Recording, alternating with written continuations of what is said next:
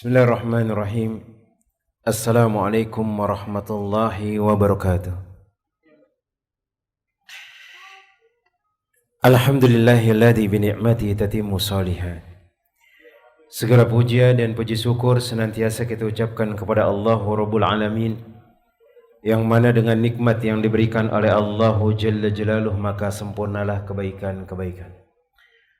Wa nashhadu an la ilaha illallah wahdahu la syarika lah, lahul mulku wa lahul hamdu wa huwa ala kulli syai'in qadir. Wa nashhadu anna Muhammadan abduhu wa rasuluhu wa habibuhu wa khaliluhu, salawatu rabbi wa salamuhu alaihi wa ala alihi wa ashabihi wa man ihtada bihudahu ila yaumiddin, yauma la yanfa'u malun wala banun illa man atallaha biqalbin salim. Kemudian kita senantiasa bersyukur, kemudian meningkatkan ketakwaan hanya kepada Allah Jalla Jalaluh.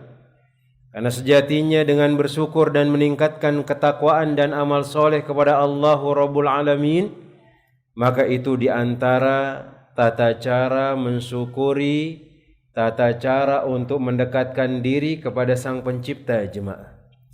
Kemudian selawat beriring salam senantiasa kita ucapkan kepada Nabi kita Muhammad bin Abdullah sallallahu alaihi wasallam.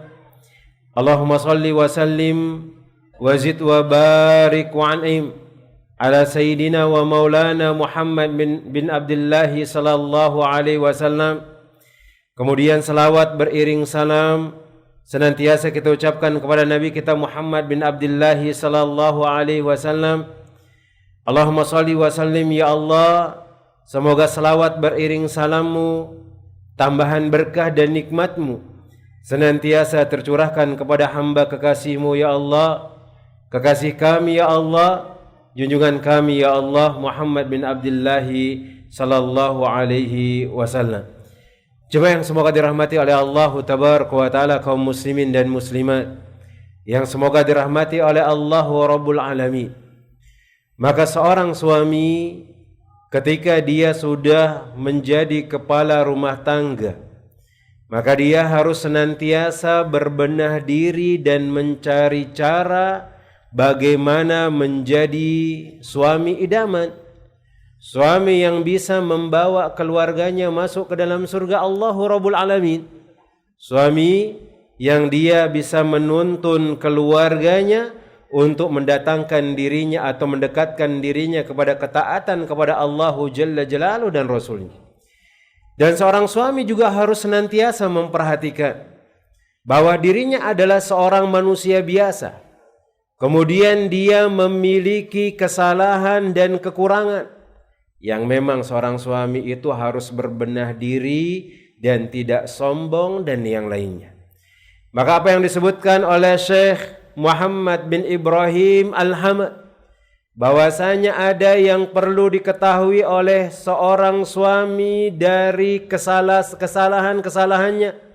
Kemudian beliau membuat kitab yang berjudul Min Akhta'il Azwaj, di antara kesalahan-kesalahan suami atau rapor merah sang suami, yang dia harus lihat catatan tersebut kemudian dia berbenah diri dengannya. Kemudian jemaah yang semoga dirahmati oleh Allah Tabaraka wa Ta'ala, beliau menyebutkan di antara kesalahan seorang suami yang dia terjadi di rumah tangga yang ketiga adalah asyakku fi zauja wa su'u dhanni biha. Dia sudah mulai meragukan istrinya dan sudah mulai berburuk sangka kepada istrinya. Maka ada di antara suami-suami itu jemaah yang dia memiliki sifat itu mudah cemas. Dia memiliki hati yang selalu gelisah dan selalu tegak. Dan kita kadang-kadang bisa melihat ternyata orang yang seperti itu kadang dikuasai oleh sifat ragu-ragu. Sehingga dengan hal tersebut akan membuat dia mudah untuk berburuk sangka. Dan bahkan dia akan memikirkan suatu perkara dengan perkiraan-perkiraan yang paling buruk. bahkan dia akan sering mengatakan istrinya seperti ini, seperti itu, dan yang lainnya. Karena yang ada pada dirinya adalah rasa kecemasan. Yang ada pada dirinya adalah rasa was-was. Yang mana dengan hal tersebut syaitan akan mengganggu dia, membuat rumah tangganya ini akan hancur. Karena suami-suami kalau dia memiliki rasa was-was jemaah, apalagi kalau dia diiming-imingi atau dia sudah mulai diganggu oleh setan, memiliki rasa cemburu yang tinggi, itu istrinya baru melangkahkan kaki dari luar rumahnya itu sudah mulai berburuk sangka dia. Bahkan dia berusaha mencari-cari kesalahan dari istrinya tersebut. Bahkan dia meninggikan suaranya menuduh istrinya. Bahkan dia mengatakan istrinya seperti ini, seperti itu, tanpa ada bukti yang jelas, sehingga perselisihan itu pun terjadi jemaah. Sering kita dapati bahwa banyak dari sang suami ini ketika dia melihat istrinya kemudian dia memiliki rasa was-was, baik dari masalah harta dan yang lainnya, terkadang ia sering menuduh istrinya, misalnya duitnya kurang, terkadang dia mengatakan istrinya yang mengambil duit dan yang lainnya. Padahal setelah terjadi pertengkaran tersebut baru dia sadar, ternyata duit yang kurang dari duit yang dia kumpulkan tadi udah dikasih ke orang lain. Atau dia mungkin gunakan untuk pakai beli pulsa. Dia lagi ngelihat di dompetnya ada 500 ribu, kemudian tiba-tiba nggak ada 100 ribunya, sama nggak ada 2 ribunya di sebelah. Berarti 102. Yang biasanya harga pulsa 100 ribu ya 102 ribu. Nah, tapi sebelum terjadi hal tersebut, sebelum dia memikirkan, karena saking banyaknya was-was yang ada pada diri suami itu, mulai dia mencari. Bahkan kalau dia ada lihat istrinya sudah mulai berhari-hari ini kayak seperti kurang perhatiannya, maka dia akan mencari cara untuk menjatuhkan istri tersebut. Bahkan mulai dia berburuk sangka kepada istri. Bahkan dia pun merusak kehormatannya, seperti ketika seorang istri telah berjalan atau tengah berjalan di luar rumah, atau mungkin dia melihat istrinya dari jendela. Yang mungkin istrinya pergi ke kantin sebelah atau ke warung sebelah dari rumahnya.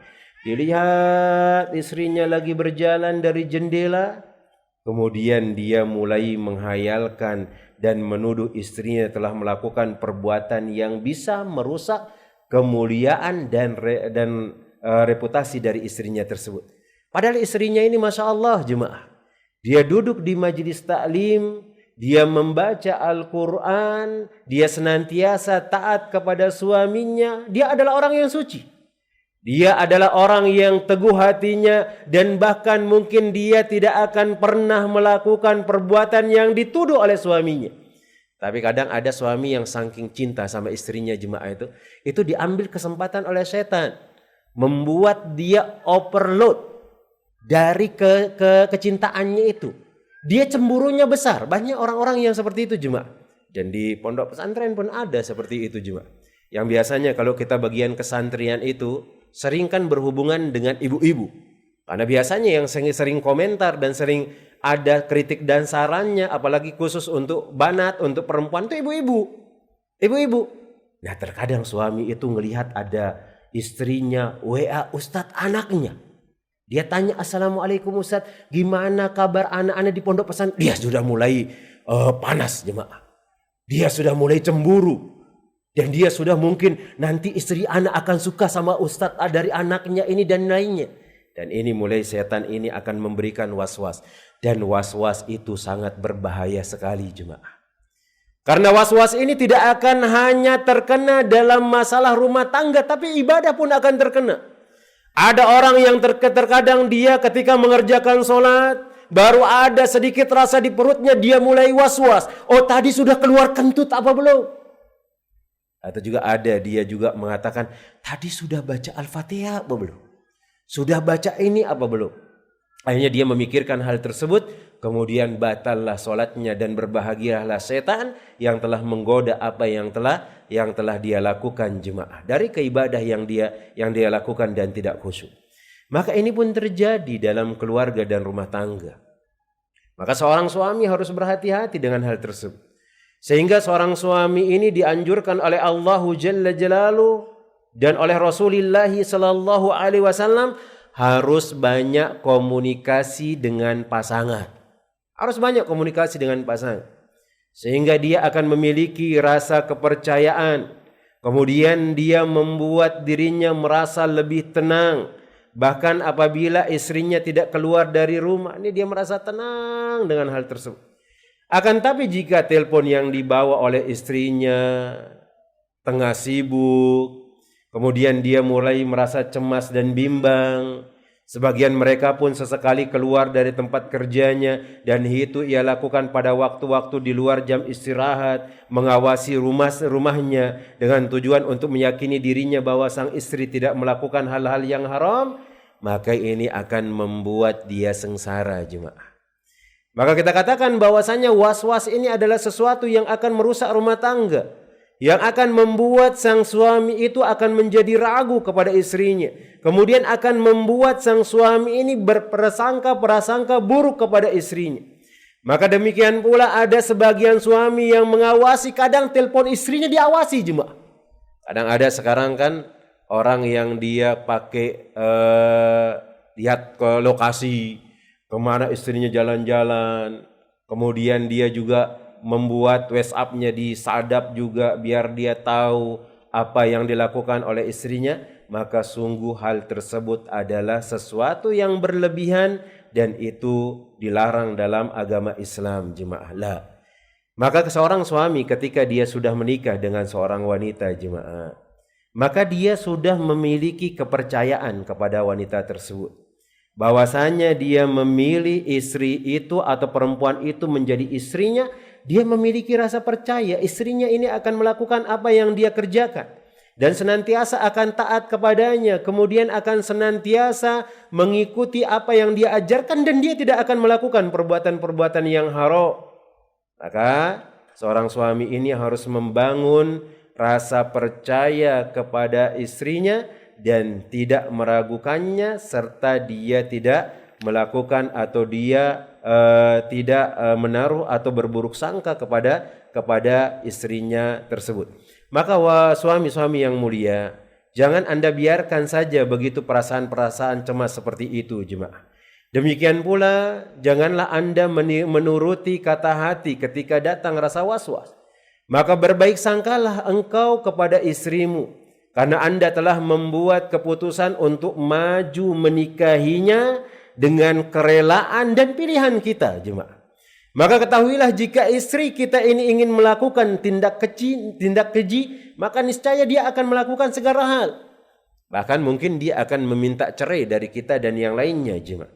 Tapi ketika dia melakukan apa yang diperintahkan oleh Allah, dia melakukan apa yang diberikan oleh Rasulullah sallallahu alaihi wasallam, kemudian dia juga mentaati kita, jemaah, maka berbaik sangkalah kepada istri. Jika Anda pula mendengar mungkin ada berita jelek tentang dirinya, maka jangan sampai kita langsung memarahi istri tanpa kita mencari kejelasan dari hal tersebut.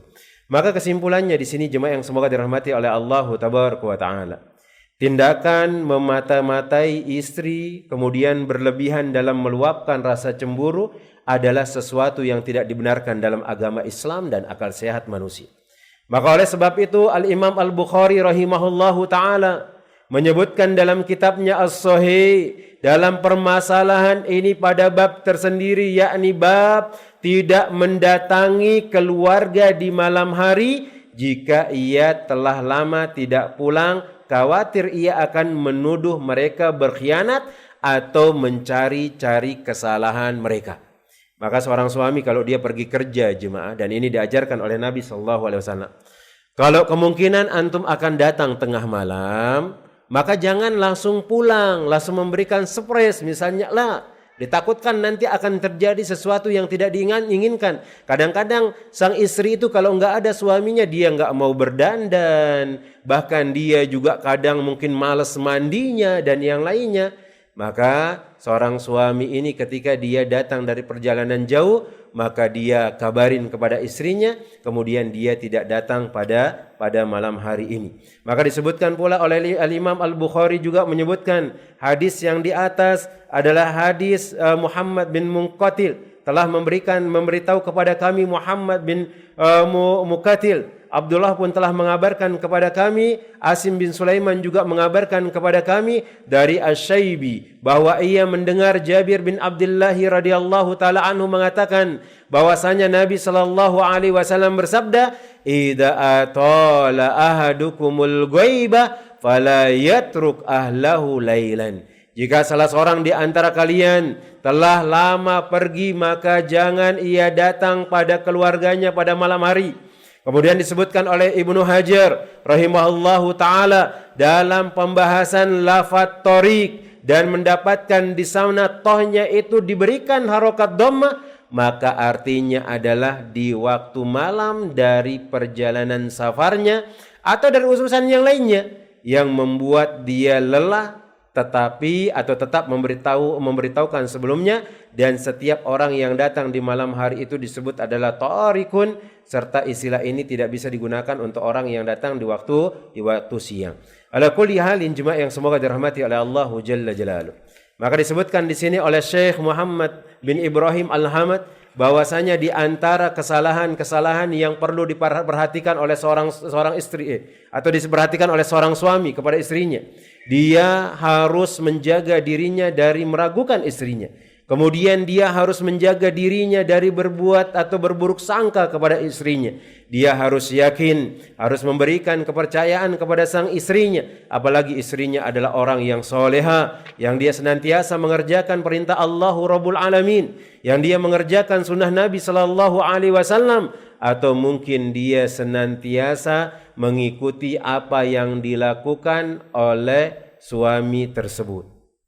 Kemudian jemaah yang semoga dirahmati oleh Allah Jalla Jalaluh, yang berikutnya beliau mengatakan min akhta'il azwaj, di antara rapor merah seorang suami yang perlu dia perhatikan adalah qillatul ghirati ala zaujah, kebalikan dari yang ketiga tadi. Apa kata beliau? Mengatakan maka berhati-hatilah seorang suami yang dia memiliki rasa cemburu atau minimnya rasa cemburu pada dirinya. Al-ghira, dia tidak cemburu dengan istrinya. Dia tidak pernah cemburu ketika istrinya melakukan perbuatan haram. Dia tidak cemburu ketika melihat istrinya lagi menggibah saudaranya. Dia tidak cemburu ketika melihat istrinya meninggalkan perbuatan yang diwajibkan oleh Allah. Maka hati-hati dengan hal tersebut. Bahkan Rasulullah sallallahu alaihi wasallam pernah menyebutkan dalam sebuah hadis yang sahih, Nabi sallallahu alaihi wasallam mengatakan la yadkhulul jannah, tidak akan masuk surga orang-orang yang dia tidak ada rasa cemburu kepada istrinya. Orang-orang itu tidak akan dimasukkan oleh Allah tabaraka wa taala. Maka seorang mukmin, seorang pemimpin sejati dan seorang kepala rumah tangga, dia harus memiliki rasa cemburu. Tapi rasa cemburunya yang memang sesuai dengan kadar yang diajarkan dan yang dibolehkan dalam agama Islam. Maka beliau menyebutkan di sini hafizahullahu taala, cemburu atau ghira merupakan salah satu perasaan mulia yang keluar dari perasaan cinta yang hakiki. Jemaah kaum muslimat, ketika ada seorang suami yang dia cemburu ketika kita melakukan perbuatan maksiat, ketika kita keluar dari rumah dengan tujuan yang tidak jelas, maka ketahuilah kecemburuan itu adalah kecintaan yang hakiki dari seorang suami. Kecintaan yang hakiki dari seorang suami. Begitu juga sebaliknya kaum muslimin. Ketika ada seorang ibu atau seorang istri yang dia cemburu kepada suaminya, sejatinya bukan istrinya itu tidak mau memberikan hal tersebut, tapi karena cintanya kepada sang suami, jemaah. Maka cemburu ini akan mendorong seorang suami untuk menjaga istrinya dan mengajak sang istri untuk bisa berbuat atau bahkan sang istri ini untuk bisa membuat marah suaminya. Maka cemburu atau ghirah merupakan salah satu perangai yang mulia bagi seorang suami. Dan pada suatu keadaan jemaah, tentunya rasa cemburu ini tidak dibolehkan. atau tidak boleh menjadi lemah pada diri seorang suami meskipun ia sendiri tidak mencintai istrinya. Akan tetapi seorang suami harus tetap menghidupkan rasa cemburu. Hal tersebut selama sang istri merasa atau masih berada di bawah perlindungannya jemaah.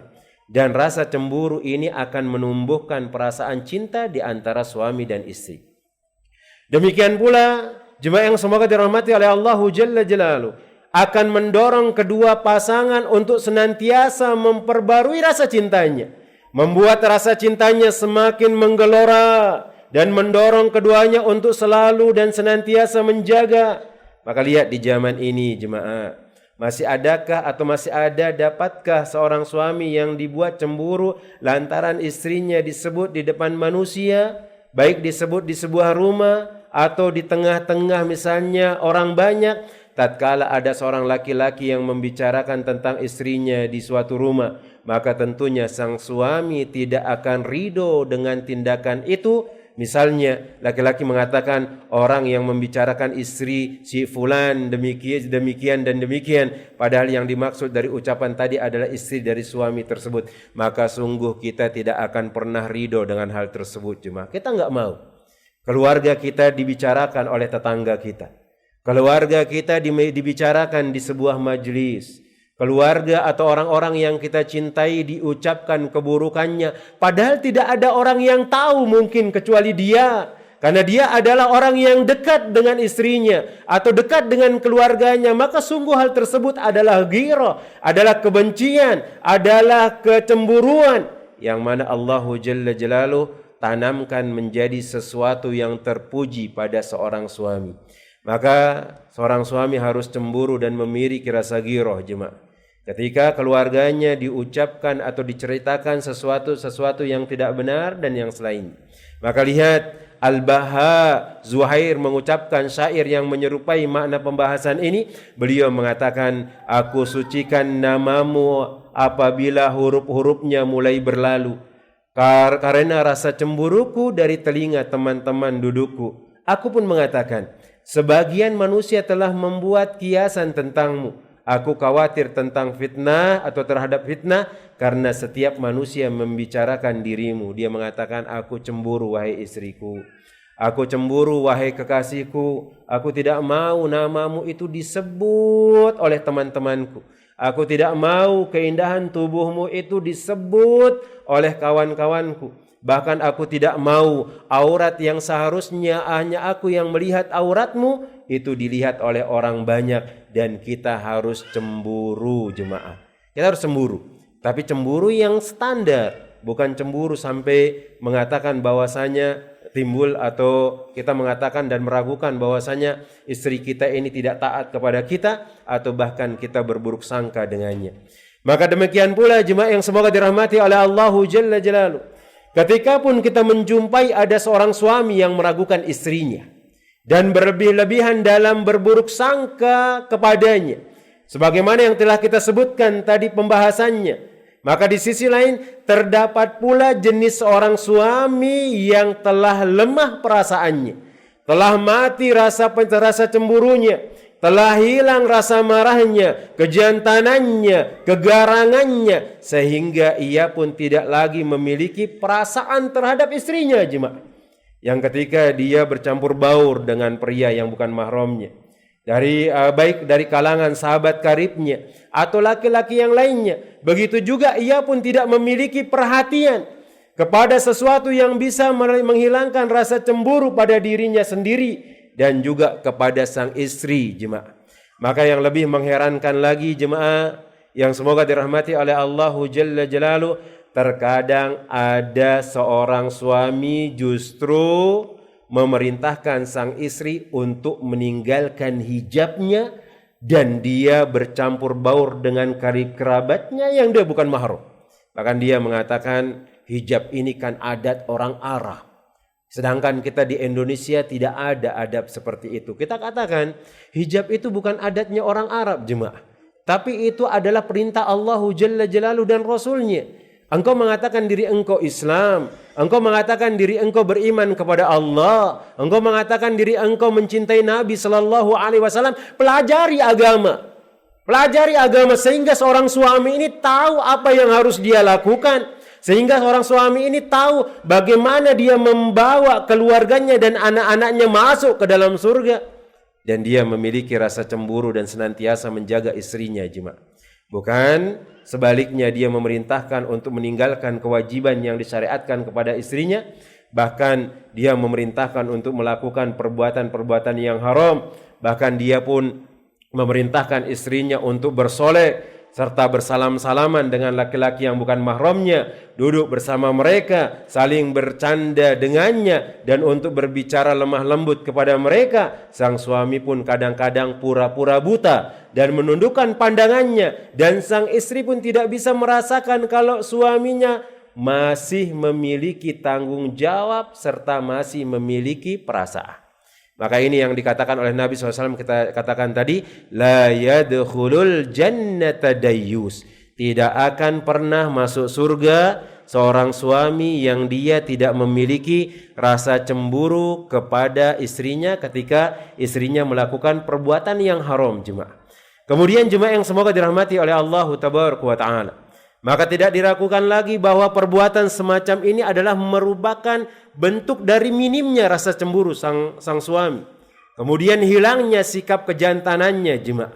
Kemudian kelalaian dalam bentuk hak kepada sang istri, karena jemaah yang semoga dirahmati oleh Allah Tabaraka wa Ta'ala, tanggung jawab seorang suami itu bukan hanya memberikan dia makan dan memberikan dia minum, atau memberikan dia apa yang dia butuhkan dari kebutuhan biologisnya, jemaah. Lah, tapi kewajiban seorang suami itu mendidik istrinya, menjaga dia, melindungi dia dari hal-hal yang diharamkan, kemudian dari hal-hal yang syubhat, sehingga mereka tidak bermudah-mudahan dalam terjatuh kepada sesuatu yang diharamkan oleh Allah Rabbul Alamin.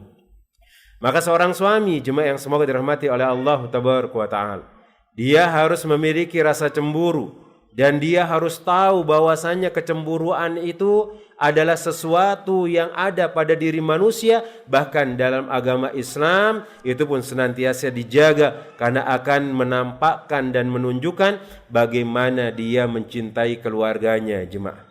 Maka lihat apa yang disebutkan oleh Al-Imam Al-Bukhari dalam kitabnya As-Sahihnya, menyebutkan suatu bab yang khusus, yakni rasa cemburu atau ghirah. Tatkala atau telah berkata Warrad dari Al-Mughirah, Sa'ad bin Ubadah mengatakan, "Lau ra'aitu rajulan ma'a imra'ati la darabtu bisaybi ghairu musfihin." Maka beliau mengatakan, kalau saja aku melihat ada laki-laki duduk bersama dengan istriku, sungguh aku akan tebas leher laki-laki tersebut dengan mata pedangku ini tanpa ampun. Saking cemburunya, jemaah. Saking cemburunya, bahkan Allah itu lebih cemburu daripada cemburunya kita, jemaah. Ketika kita melanggar perintah-perintah Allah, ketika kita melanggar apa yang diajarkan oleh Rasulullah SAW, maka begitu juga kita diperintahkan untuk menjaga keluarga kita. Maka Rasulullah SAW, beliau pun bersabda, beliau mengatakan, "Atajubuna min ghairi atau min ghirati Sa'din, wallahi ana aghyaru minhu, wallahu aghyaru minni." Apakah kalian terheran-heran dengan kecemburuannya Sa'ad ketika dia, istrinya ini duduk bersama laki-laki yang lain, kemudian dia ingin penggal laki-laki yang duduk bersamanya tersebut? Dan ini kisahnya, jemaah, ketika ada seorang laki-laki yang mengadukan kepada Nabi SAW, istrinya itu berzina. Dia melihat istrinya melakukan perbuatan zina di rumahnya, jemaah. Dan dia tidak memiliki bukti kecuali dia sendiri. Kemudian terjadi proses mula'anah. Maka saat ini mengatakan kepada Nabi SAW, ketika sahabat tersebut datang kepada Nabi SAW mengadukan istrinya, apa kata Sa'ad? "Seandainya aku melihat istriku melakukan hal tersebut, sungguh aku akan membunuh keduanya. Aku akan bunuh istriku, aku akan bunuh juga laki-laki tersebut." Atau disebutkan di sini, seandainya pun aku hanya melihat ada seorang laki-laki dia duduk dengan istriku, maka sungguh aku akan penggal laki-laki tersebut. Kemudian Nabi SAW mengatakan, apakah kalian terheran-heran dengan kecemburuannya Sa'ad? Demi Allah, aku benar-benar lebih cemburu daripada Sa'ad. Dan demi Allah, Allah lebih cemburu daripada aku. Ini dia jemaah. Kemudian disebutkan oleh Ibnu Hajar rahimahullahu taala, beliau mengatakan dalam menjelaskan bab ini, ucapan beliau bab rasa cemburu atau ghirah dengan memfathah huruf ghain yang bertitik kemudian mensukun huruf ya yang bertitik pada bagian bawahnya dan setelahnya adalah huruf ra, ya dan selainnya. Kemudian dia mengatakan cemburu berasal dari taghayyurul qalbi, yaitu perubahan suasana hati, dan kemarahan yang berkorbar dengan sebab keikutsertaan pihak lain dalam hal yang sifatnya khusus. Maka ini dia adalah cemburu, dan cemburu ini jemaah yang semoga dirahmati oleh Allah tabaraka wa taala harus dijaga, jangan sampai hilang dan jangan pula sampai terlalu berlebihan. Maka lihat jemaah yang semoga dirahmati oleh Allah tabaraka wa taala, kecemburuan yang dibenci lagi tercela sebagaimana yang telah dilarang oleh Nabi sallallahu alaihi wasallam supaya kita tidak terperosok kepadanya. Sebagaimana kita katakan, cemburu ini memang dari Allah Rabbul Alamin dan salah satu tanda cinta kita kepada istri kita, dan ini adalah rahmat yang diberikan oleh Allah Jalla Jalaluh. Akan tetapi kita pun diperintahkan atau diajarkan oleh Nabi sallallahu alaihi wasallam menjaga batasan-batasan kewajarannya. Kemudian kecemburuan ini tidak boleh melewati batas dan seterusnya. Dan ini yang disebutkan oleh Nabi sallallahu alaihi wasallam, beliau mengatakan minal ghairati ma yuhibbullah. Di antara rasa cemburu adalah yang Allah cintai, wa minha ma yubghiduhullah, dan ada yang Allah benci. Rasa cemburu yang ada pada diri kita itu jemaah, kata Rasulullah SAW, ada yang dicintai oleh Allah dan ada yang dibenci oleh Allah Rabbul Alamin. Fa ammal lati yuhibbuhallahu fal ghairatu fi ribati. Maka beliau mengatakan, adapun rasa cemburu Allah tabaraka wa taala, yaitu cinta Allah tabaraka wa taala, dan rasa cemburu dalam hal yang akan ada keraguan atau prasangka. Sedangkan kecemburuan Allah adalah benci Allah adalah rasa cemburu yang tidak berdasarkan keraguan atau sangka-sangka.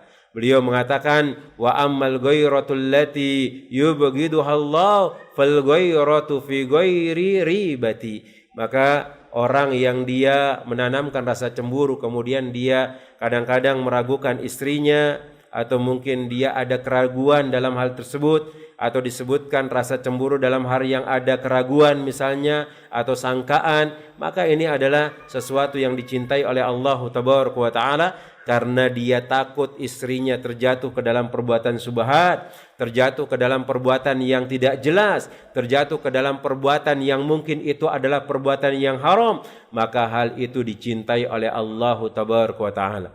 Adapun yang dibenci oleh Allah tabaraka wa taala adalah kecemburuan yang tidak ada landasannya, yang dia rasa cemburu yang tidak berdasarkan keraguan dan sangkaan. Sudah pas itu adalah haram dia kerjakan hal tersebut, dia tidak cemburu dengan perbuatan yang dikerjakan oleh istrinya, maka itu adalah hal yang sangat dibenci oleh Allah tabaraka wa taala. Ataupun mungkin dia hanya sekedar ragu-ragu, tidak tahu kepastiannya, kemudian dia pun berburuk sangka dengan istrinya, kemudian dia mengatakan istrinya itu adalah wanita yang tidak bisa dipercaya, maka ini adalah kecemburuan yang diharamkan oleh Allah, bahkan dilarang dalam agama kita jemaah. Kemudian jemaah yang semoga dirahmati oleh Allah tabaraka wa taala, yang berikutnya di antara kesalahan yang dilakukan oleh sang suami yang kelima, maka beliau mengatakan di sini, di antara kesalahan seorang suami adalah al-istihanatu bizzauja, meremehkan sang istri.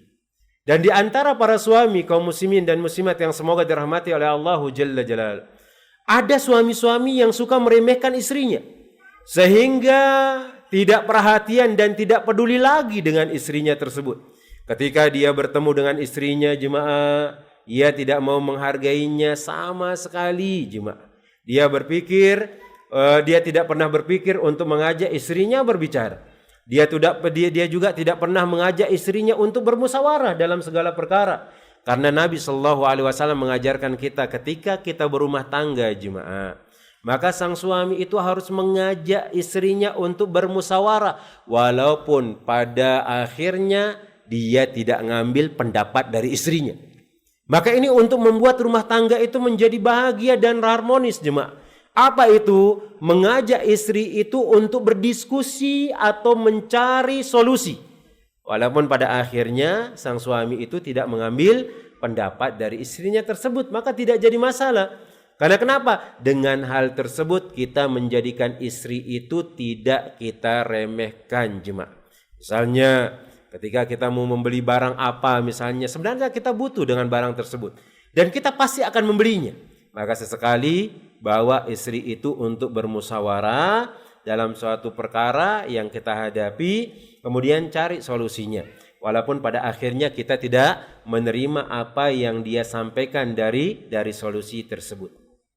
Kemudian jemaah yang semoga dirahmati oleh Allah Tabaraka wa Ta'ala, di antara bentuk penghinaan kepada sang istri adalah ketika seorang suami menghina sang istri di hadapan anak-anaknya. Maka ini perlu diketahui jemaah. Ketika ada sang istri melakukan kesalahan, itu jangan pernah dihinakan di depan keluarganya jemaah. Jangan pernah dihinakan di depan anak-anaknya, apalagi anak-anaknya sudah dewasa. Anak-anaknya sudah tahu mana yang halal, mana yang haram. Anak-anaknya sudah tahu bahwasanya seperti ini dan seperti itu. Maka hendaknya seorang suami itu jangan memarahi dia atau jangan menghinanya di depan anak-anaknya. Dan ia menyebutkan sang istri seperti orang yang bodoh, maka itu tidak boleh. Karena anak ini dia akan belajar dari sifat orang tuanya jemaah. Ketika sang suami itu mudah membodoh-bodohkan istrinya atau dia mencaci maki istrinya, maka lambat laun anak ini pun akan belajar mencaci maki dan membodoh-bodohkan orang lain jemaah. Maka jemaah yang semoga dirahmati oleh Allah Tabaraka wa Ta'ala, itu tidak boleh. Baik dengan ucapan mengatakan dia adalah pengurus rumah tangga yang payah, kemudian lemah akalnya, tidak tahu metode mendidik anak. Demikian pula sang suami mencela keluarga istrinya, baik yang dicela itu kedua orang tuanya, saudara-saudaranya, paman-pamannya, atau selain dari mereka dari kalangan karib kerabatnya. Oleh karena itu, bisa Anda melihat beberapa orang-orang yang telah melakukan penghinaan dan mencela keluarga sang istri dikarenakan kesalahan-kesalahan yang sedikit dilakukan oleh sebagian mereka, padahal tidak melakukannya, dan bentuk-bentuk penghinaan yang lainnya yang akan datang penjemputannya insyaallah Rabbul Alamin, kata beliau. Maka perbuatan yang dilakukan oleh seorang suami ini adalah sebuah kesalahan yang sangat besar, karena seorang wanita itu adalah insan yang mulia jemaah. Ia memiliki akal pikiran dan memiliki kedudukan. Bahkan banyak sekali kecerdasan wanita yang melampaui sebagian pria dengan pertimbangan akal dan tata kelolanya yang baik. Sehingga ada seorang penyair mengatakan, tidaklah aib anggapan sebagian wanita bagi nama matahari, dan bukanlah kebanggaan pula penyebutan bulan sabit sebagai laki-laki. Maka ini yang disebutkan. Tidak tersamarkan lagi bagi kita semua jemaah sebuah peristiwa yang telah terjadi pada Ummul Mukminin Ummu Salamah. Ini terjadi juga jemaah pada Ummul Mukminin Ummu Salamah radhiyallahu taala anha dalam kisah Hudaybiyah. Ketika itu Nabi sallallahu alaihi wasallam berkata kepada sahabatnya, "Qumu fanharu summahliku."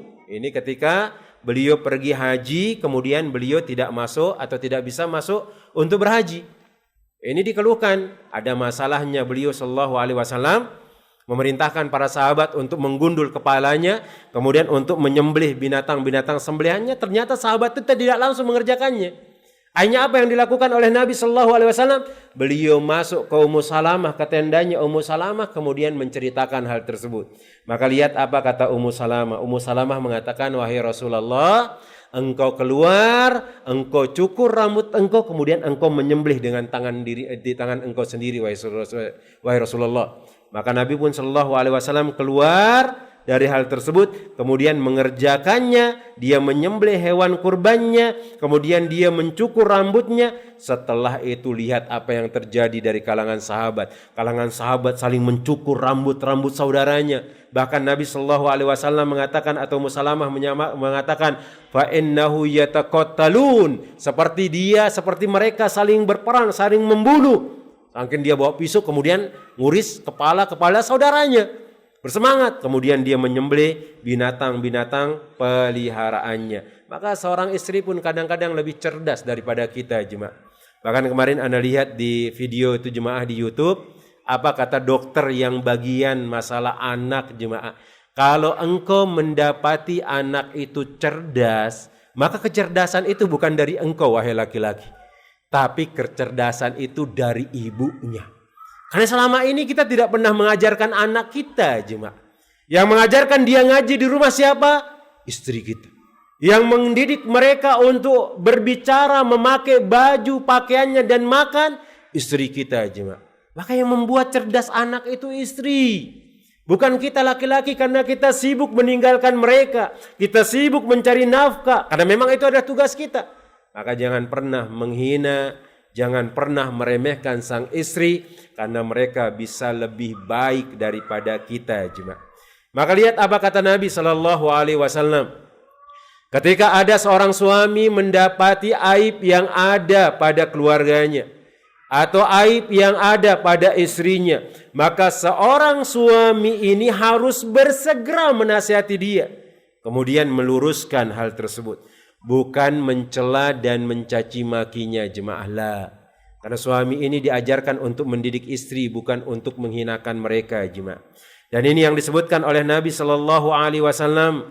Beliau Sallallahu Alaihi Wasallam mengatakan, istausu bin nisa, fa innal mar'ata khuliqat min dila'in a'waj.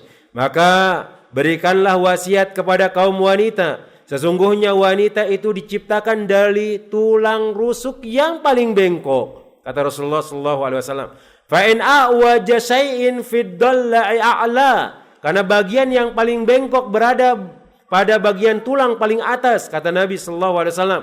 "Wa in dhahabta tuqimuha kasartaha." Kasartahu. Kalau engkau bersegera, kalau engkau terus berusaha meluruskannya tanpa pelan-pelan, dia ada kesalahannya, kemudian engkau caci maki dia. Dia ada kesalahannya, kemudian engkau hinakan dia. Kata Nabi Sallallahu Alaihi Wasallam, engkau akan membuat dia patah dan sakit.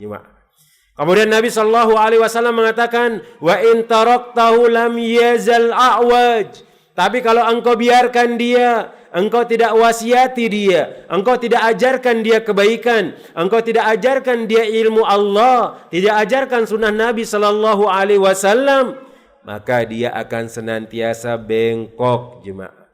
Istausu bin nisa'i khaira. Maka berwasiatlah kalian kebaikan kepada wanita. Maka seorang suami yang sejati, seorang suami yang dia akan menjadi suami idaman, jemaah. Suami yang senantiasa menintrospeksi dirinya. Kemudian suami yang dia berusaha untuk tidak meremehkan istrinya. Suami yang dia menjadikan istrinya adalah partnernya.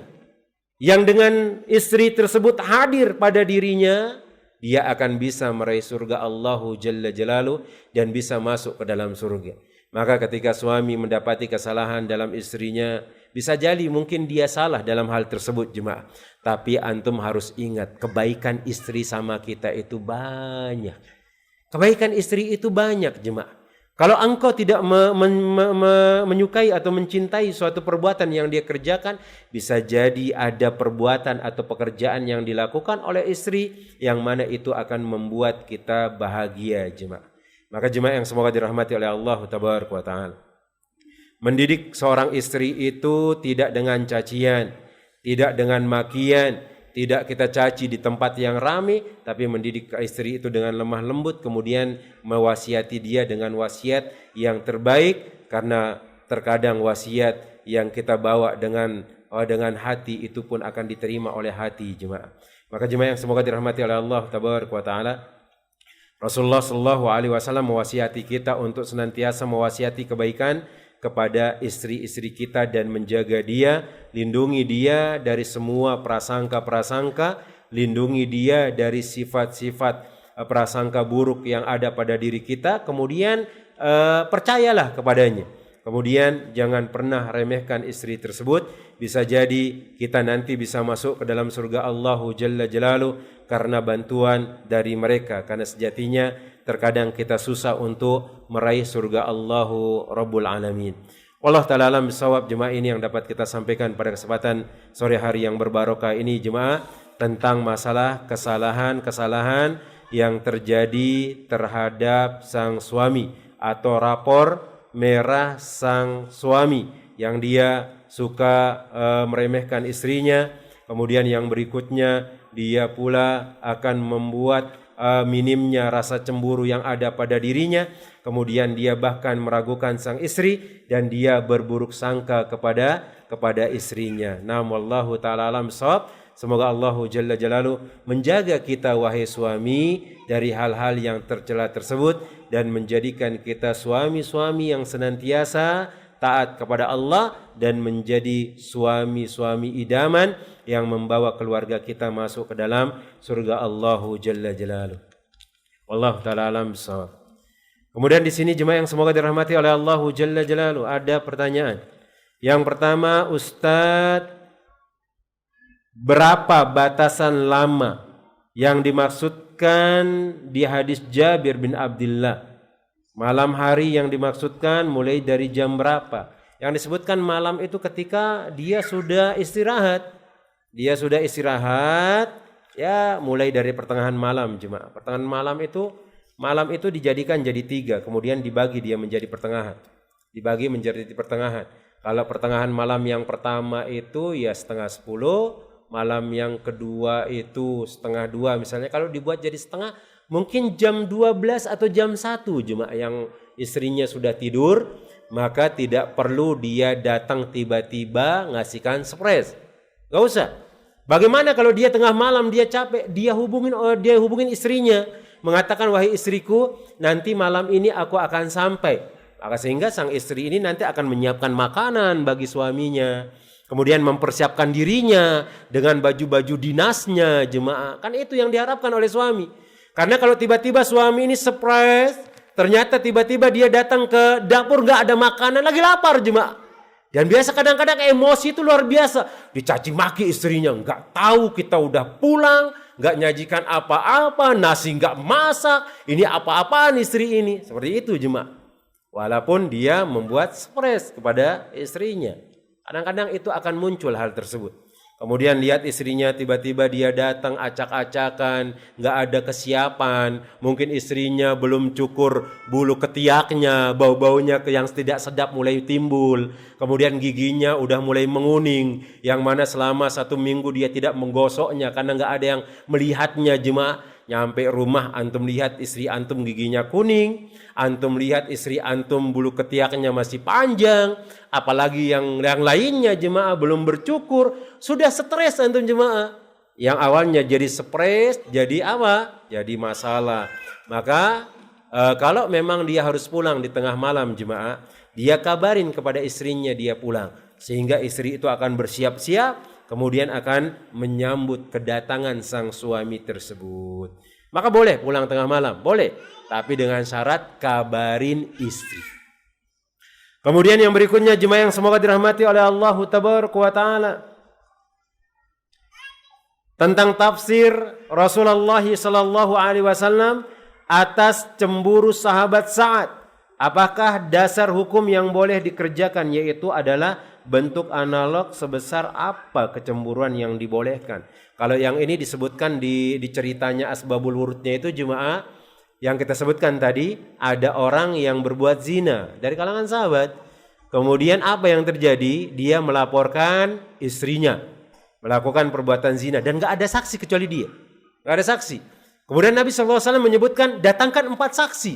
Maka dia mengatakan, ya Rasulullah, apakah aku melihat istriku melakukan perbuatan zina kemudian aku panggil orang untuk menonton dia berbuat zina? La ya Rasulullah. Gak bisa. Gak bisa hal tersebut. Masa rame-rame ayo melihat istrinya berzina. Mau ditaruh di mana? Oh, kepalanya jemaah. Nah, Hanya dia yang mengadukan kepada Rasulullah SAW. Kemudian dikomentari oleh Sa'ad. Kalau aku melihat istriku berdua-duaan dengan laki-laki yang bukan mahramnya, dan itu hukumnya adalah haram, seandainya boleh kupenggal kepalanya. Saking cemburunya dia nggak mau istrinya itu didekati oleh orang lain. Dia nggak mau istrinya itu dipegang oleh orang lain. Dia nggak mau aurat istrinya itu dilihat oleh orang lain, jemaah. Itu batas-batasannya. Batasannya apa? Istrinya melanggar keharaman-keharaman Allahu Rabbul Alamin, maka boleh kita melakukan hal tersebut. Dan ini bentuk bahwasanya Sa'ad bin Abi Sa'ad ini adalah cemburu. Tapi bukan berarti setiap kali ngelihat istrinya lagi duduk dengan seorang laki-laki dipenggal, jemaah. Tahu itu adalah saudara sepersusuannya misalnya. Tidak seperti itu. Tapi dalam hadis ini menunjukkan bahwasanya suami itu harus ada rasa cemburu. Dia harus cemburu ketika melihat istrinya melakukan sesuatu yang diharamkan oleh Allahu Rabbul Alamin. Kemudian jika suami sudah dinasihati Ustaz, kemudian tentang lemahnya sifat cemburunya, dan dia tidak peduli, sebab keumuman menunjukkan tidak perlu cemburu. Kasih tahu dia, jemaah. Wahai suamiku, kalau engkau tidak memiliki rasa cemburu, engkau enggak bakalan masuk surga. Omongin seperti itu. Kemudian diajarkan cemburu yang dibolehkan itu sebatas ini, suamiku. Kalau engkau melihat aku berbuat maksiat, maka tegur aku. Engkau harus cemburu. Tapi kalau hanya sekadar perbuatan mubah yang dia tidak ada keharaman dan yang lainnya, maka tidak perlu engkau melakukan kecemburuan hal tersebut. Atau disebutkan di sini, kecemburuan itu adalah hikmah dari Allah Tabaraka wa Ta'ala yang bisa membuat orang masuk ke dalam surga, tapi tidak boleh berlebihan. Yang berlebihan tadi akhirnya disadap semua kan. WA-nya disadap, kemudian bahkan bajunya yang dia pakai ditaruhkan GPS misalnya di sana biar dia tahu kemana dia pergi. Sepatunya juga dikasihkan seperti itu, disadap juga. Bajunya dikasihkan mic, nanti kalau dia ngomong nanti nyampe di HP-nya apa yang dia cakapkan. Maka ini berlebih-lebihan dengan hal tersebut. Dan ini dilarang karena sifat seperti ini akan membuat kita itu tidak percaya dengan pasangan kita. Allah Ta'ala alam bisawab. Kemudian assalamualaikum warahmatullahi wabarakatuh. Afwan Ustadz, pertanyaan Anda di luar tema. Orang tua teman kerja suami, ada yang orang tua teman kerja suami. Orang tua teman kerja suami. Nah, ada yang meninggal dan saat akan dikuburkan dimakamkan sebelum ditutup, kayu mayitnya atau kayu mayitnya keponakan si mayit yang membantu pas proses pemakaman melakukan seperti menulis Arab di tubuh mayit di kain kafan, menggunakan tangan dari atas ke bawah yang menurut suami seperti raja. Ini hukumnya seperti apa Ustaz? Mohon penjelasan. Jelas itu tidak boleh. Jelas itu tidak boleh. Adapun bagi orang mati dituliskan apapun jemaah, dia tidak berdosa karena sudah selesai terputus amalnya. Tapi bagaimana dengan keponakan tersebut? Maka keponakan tersebut jelas dia melakukan perbuatan yang haram. Kalau kita tahu dengan hal tersebut kemudian bisa diingkari, maka diingkari. Maka diingkari. Kalau enggak bisa, kita katakan mayit itu tidak akan mendapatkan suatu perbuatan maksiat yang dilakukan oleh keluarganya yang mana dia itu tidak ridho dengan hal tersebut. Kalau ada mayit itu berwasiat, nanti kalau saya mati tuliskan raja-raja, mungkin nanti saya akan selamat dari pertanyaan malaikat mungkar dan nakir misalnya. Malaikat yang bertanya, kita katakan nggak perlu diikuti karena wasiat seperti itu adalah wasiat yang batil dan yang lainnya. Misalnya dia dituruh dimasukin Al-Quran, kemudian dia ditanya, nanti ditulis di buku tersebut pertanyaan-pertanyaan malaikat, man rabbuka, rabbiyallah, man nabiyuka, Muhammad, madinuka, Islam, itu ditulis kemudian diletakkan di sana. Kita katakan itu wasiat yang tidak benar. Walaupun ada wasiat atau walaupun ada tulisan tersebut, di sisinya dia pun gak akan bisa baca jemaah. Dia pun tidak akan bisa mengucapkan hal tersebut karena yang bisa orang menjawab malaikat yang bertanya di alam kubur. adalah orang yang memiliki amalan, jemaah. Orang yang memiliki amalan, karena dia bisa menjawab pertanyaan tersebut dengan apa? Dengan amalan-amalannya. Maka kita katakan kalau ada nulis-nulis seperti hal tersebut, maka si mayit itu dia nggak berdosa, jemaah, nggak ada hubungannya, karena orang mati sudah terputus amalannya, apalagi nggak ada, kecuali kalau ada dosa jariahnya akan terus mengalir kepada orang tuanya tersebut. Dia mengajarkan anaknya melakukan perbuatan syirik, maka itu akan terus mengalir kesalahannya. Maka jemaah yang semoga dirahmati oleh Allah Tabaraka wa Ta'ala, inilah tugas kita belajar untuk menjaga keluarga kita dari hal-hal yang diharamkan oleh Allah. Kita duduk mengkaji Al-Quran, mengkaji hadis Nabi Sallallahu Alaihi Wasallam untuk menjadikan kita menjadi orang-orang yang soleh dan soleha di depan Allahu Rabbul Alamin. Kemudian kita dimasukkan ke dalam surganya, amin ya Rabbal Alamin. Kita cukupkan dengan doa kafaratul majlis, jemaah. Subhanakallahumma wa bihamdika asyhadu an la ilaha illa anta astaghfiruka wa atubu ilaik. Summa assalamu alaikum warahmatullahi wabarakatuh.